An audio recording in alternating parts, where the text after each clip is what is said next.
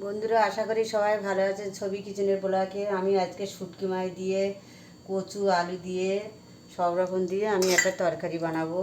তো চলুন, আমি আজকে তো পেঁয়াজ কুচিয়ে দিলাম, রসুন দিলাম,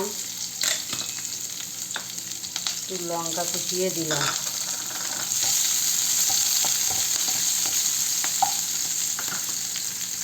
একটু কালো জিরা আমি দিলাম।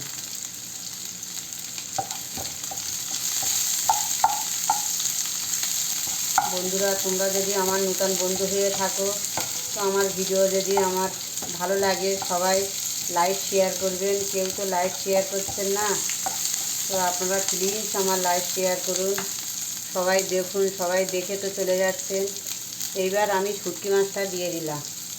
তো শুটকি মাছটাকে আমি সেদ্ধ করে রেখেছিলাম। অনেকে শুটকি মাছ জানে না, অনেকে শুটকি মাছ খায় না, আপনারা কমেন্ট করে জানাবেন। এবার আমি একটু টমেটো কুচিয়ে দিলাম, একটু হলুদ দিলাম, আর এখানে লঙ্কার গুঁড়ো 2 টেবিল চামচ আমি লঙ্কার গুঁড়ো দিলাম, 1 চামচ লবণ দিলাম।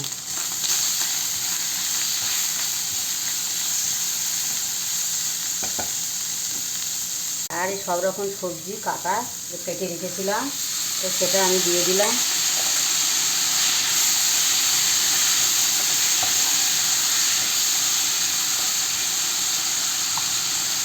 ভালো করে একটু নেড়ে নিলাম।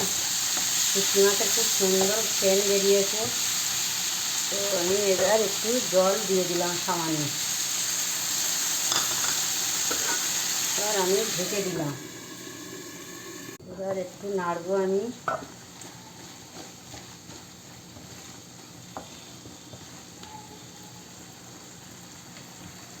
প্লিজ, আমার শুটকি মাছ রান্না হয়ে গেছে। তো শুটকি মাছ এখন আমি ঢালছি।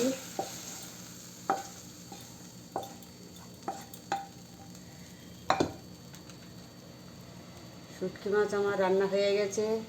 প্লিজ আপনারা আমার কমেন্ট করবেন। কেউ কমেন্ট করছেন না, ভালো লাগে না। আপনারা যদি ভালো লাগে আমার কমেন্ট করবেন, লাইক শেয়ার করবেন। তো খুব দুঃখিত।